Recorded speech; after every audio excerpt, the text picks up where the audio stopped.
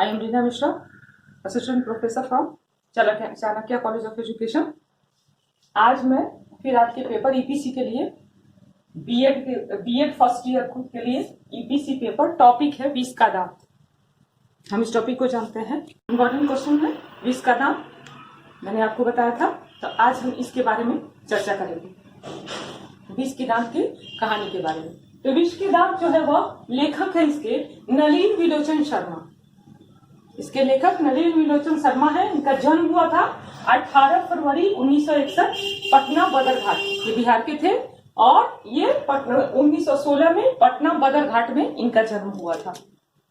इनके पिता का नाम पंडित रामावतार शर्मा था और ये एक बहुत ही प्रख्यात कहानीकार थे। तो विष का दांत जो है वो हमारे कोर्स में एक कहानी है जिसमें दो तबके, मतलब उच्च वर्ग और जो निम्न वर्ग जो होता है, इनके बीच के संघर्ष की कहानी है। और इन्होंने उस चीज को बहुत ही अपने शब्दों में सरल रूप से और बहुत ही मतलब प्रभावशाली रूप से इसको व्यक्त किया है। तो विष के दांत कहानी शुरू होती है, सेन साहब इसके मेन कैरेक्टर हैं। इसके सेन साहब एक कैरेक्टर है, मेन कैरेक्टर तो इनका है, क्या कहते हैं कि उसका जो, रुक जाओ, इसका मेन कैरेक्टर इसका मेन कैरेक्टर है विष के दांत का मदन। तो निम्न वर्ग और उच्च वर्ग के संघर्ष की गाथा है जिसका शुरुआत होता है सेन साहब से। सेन साहब एक बहुत अमीर आदमी है और हमेशा उनके बैठक में मजमा लगा रहता है। जो शहर के गणमान्य और प्रतिष्ठित व्यक्ति हैं वो अक्सर उस समय की बात है जब बैठकों में लोग आया जाया करते थे, बड़े बड़े प्रतिष्ठित लोगों की सभाएं, एक तरह की सभा, एक तरह का मतलब एक ग्रुप हुआ करता था जो वो अपने तरह तरह के अपने विचारों द्वारा, जैसे व्याख्याता हुए, डॉक्टर हुए, वकील हुए, इंजीनियर्स हुए, और एक अच्छे गणमान्य व्यक्ति के समूह में उनका जो आपस में एक दूसरे के विचारों को व्यक्त करने का एक तरीका हुआ करता था। तो सेन साहब भी उसी तरह एक बहुत बड़े इंसान आदमी थे, शहर के प्रतिष्ठित व्यक्ति थे, जहां उनके बैठक में हमेशा बड़े बड़े लोगों का जमघट लगा रहता था और उसमें तरह तरह के अपने अपने विचार व्यक्त करते थे लोग। तो एक बार की बात है, ऐसा ही हो रहा था और सेन साहब की जो थी वो 5 लड़कियां थी और एक लड़का था। जैसा कि पुरुष प्रधान समाज आज भी है, लड़कियों को तो आज बहुत महत्व मिलने लगा है, बट वो पुरुष प्रधान समाज आज भी है, उस समय बहुत ज्यादा पुरुष प्रधान था। तो क्या था कि सेन साहब की जो लड़कियां थी वो अति गुणवती थी, परंतु उनमें उनके एक लड़के का जो मान प्राप्त था वह उन लड़कियों को प्राप्त नहीं था। तो सेन साहब अपने लड़कों को बहुत ज्यादा लोगों के सामने बहुत उनकी बड़ाई किया करते थे, उनकी तारीफ किया करते थे। लड़कों की केवल लड़की की तारीफ किया करते थे, लड़कियों की कोई चर्चा नहीं हुआ करती थी।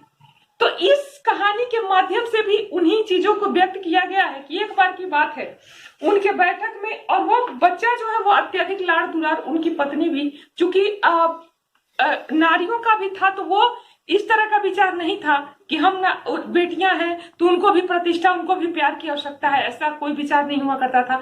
माँ का भी अतिशय लाड़ दुलार उस बच्चे को प्राप्त था, जिसकी वजह से वो बिगड़ गया था। उनमें तरह तरह के उसके अंदर बहुत सारे कुसंस्कार भर गए थे, लेकिन फिर भी सेन साहब और उनकी पत्नी उसको बहुत प्यार किया करते थे। तो इस तरह से क्या हुआ था, एक बार ऐसे ही क्या हुआ कि बहुत सारे जो बड़े बड़े लोग थे प्रतिष्ठित, उनके बैठक में बैठे हुए थे, वहां पे बातें चल रही थी, सब अपने अपने पुत्रों का, अपने अपने कुछ घटनाओं का वर्णन कर रहे थे, जिसमें एक व्यक्ति थे वो अपने पुत्र के साथ आए हुए थे, एक साहित्यकार थे, व्याख्याकार। तो उनसे पूछा गया, उनके पुत्र को देखा गया, वो काफी अच्छा था देखने में और संस्कारी प्रतीत हो रहा था। तो किसी ने कहा कि अरे भाई, आपका बच्चा तो बहुत संस्कारी है और इसे आप क्या बनाना चाहते हैं, या कुछ इस पर डिस्कशन। तब तक सेन साहब ने बातों को, चूंकि वह सबसे वहां पे सबसे ज्यादा अपने आप को बड़े आदमी भी थे और उन्हीं की बैठक थी, तो सबसे पहले उन्होंने इस बात को जिम्मेदारी ली कि पहले मुझे बोलना चाहिए, और उन्होंने अपने बेटे की बड़ाई शुरू कर दी कि मेरा बच्चा तो इंजीनियर जरूर बनेगा। इसके लिए उन्होंने किस समझ से, उस समय के समझ से कहा कि एक बढ़ई को कह रखा है, वह रोज आता है और बच्चे को औजार चलाना सिखाता है। ये भारत के लोग नहीं जानते, इंजीनियर बनाने के लिए पहले उनके समझ से बढ़ई को उनके बच्चे को सिखाना जरूरी था, औजार पकड़ना, और उसके इस हिसाब से तो सेन साहब ये कहने लगे कि मेरा बेटा तो आगे चल के इंजीनियर बनेगा। तो जब सब लोगों ने कहा कि फिर भी उनसे पूछा उस जेंटलमैन से कि आपका बच्चा क्या बनेगा, जो लेके आए हुए थे अपने बच्चे को, तो उन्होंने कहा कि वह एक अच्छा आदमी बन जाए, एक जेंटलमैन जब बन जाए उतना ही बहुत है, बाकी उसके ऊपर है वो क्या बनना चाहता है। सेन साहब को ये बहुत व्यंग चुभा, तो उन्होंने कहा कि नहीं मेरा बेटा, तो फिर इन्होंने व्यंग का जवाब दिया कि मैं तो इंजीनियर ही बनाऊंगा अपने बेटे को। तो कहानी यहाँ एक छोटा सा, ये तो एक परिचर्चा है जो बड़े लोगों के बीच होती है। मेन कहानी आती है उनके उनका जो शोफर था, उसका जो बेटा था मदन, उनके और इनका बेटा जो खोखा था, उनके बीच की संघर्ष की कहानी। थोड़ी देर के बाद कहते हैं अपने बच्चे की बहुत बड़ाई सेन साहब करने लगे। बहुत कुछ देर के बाद शोरगुल हुआ, सब लोग गए देखने, तो देख क्या रहे हैं कि खोखा जो है वो किसी की पिटाई कर रहा है। सबने देखा तो मदन है वो लड़ने लगा, उसे मदन को नीचा दिखा रहा है किसी की जगह, सबके सामने उन्हें बहुत शर्मिंदा होना पड़ा। पर वो फिर भी अपनी हंसी को उसके ऊपर, चूंकि वो बड़े आदमी थे तो कोई उन्हें कुछ बोल नहीं सकता था, तो फिर भी उन्होंने कहा कि अरे ये आजकल के जो छोटे तबके के लोग हैं वो अपने स्तर को नहीं पहचानते हैं। इस प्रकार का संघर्ष होते गया खोखा और मदन में, हमेशा ऐसी ही तकरार होती रहती थी। एक बार की बात है कि क्या हुआ था कि वो एक गली में दोनों बच्चे आपस में खेल रहे थे, तब तक खोखा आया वहां पे, मदन को कुछ कहने लगा, उसको डांटने लगा, फटकारने लगा। मदन ने भी उसे पकड़ के उस दिन पिटाई कर दी उसकी, जिससे उसके 2 दांत टूट गए।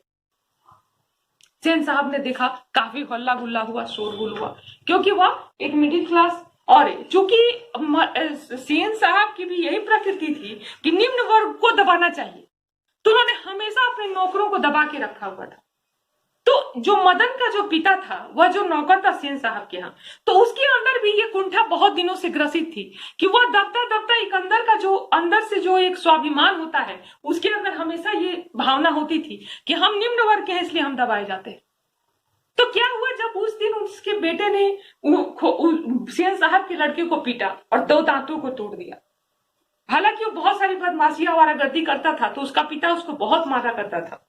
और जो वो बेटा जो था उसका मदन, वह क्या होता था कि वो अपने जो पनिशमेंट उसको मिलता था, वो कोई रो के या मतलब दुखी होके नहीं सहता था, उसको बहुत बहादुरी से बर्दाश्त करता था।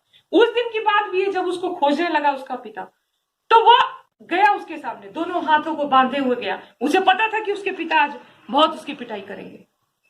परंतु क्या हुआ, उस समय एक बहुत आश्चर्यजनक घटना पड़ी। मदन के पिता ने उसे उठाकर अपने गले से लगा लिया। वो घोर आश्चर्य में पड़ गया, और तब उसने कहा कि बहुत अच्छा किया बेटे, जो बाप ने नहीं किया वो तूने कर दिखाया, तूने खोखा के 2 दांत तोड़ दिए। तो ये क्या व्यक्त करता है कि जो निम्न बड़े वर्गों द्वारा, उच्च वर्गों द्वारा निम्न वर्गों को दबाने की जो प्रक्रिया थी, उसके अंदर जो आक्रोश जो व्यक्त था, तो आज अपने बेटे द्वारा उस चीज को देखा, उसने उसको पनिशमेंट देते हुए दिखा, तो उसके अंदर भी शांति हुई, उसका आक्रोश भी शांति हुआ कि जो मैं नहीं कर सका वो मेरे बेटे ने, वो एक तरह से परोक्ष रूप से उसने भी सेन साहब की उन यातनाओं का जवाब दिया था। इस प्रकार दोनों बाप, ये संघर्ष की कहानी बहुत ही सुंदर ढंग से हमारे इस लेखक नलिन विलोचन शर्मा ने व्यक्त किया है। विष के दांत, यही कहानी का शीर्षक है। धन्यवाद।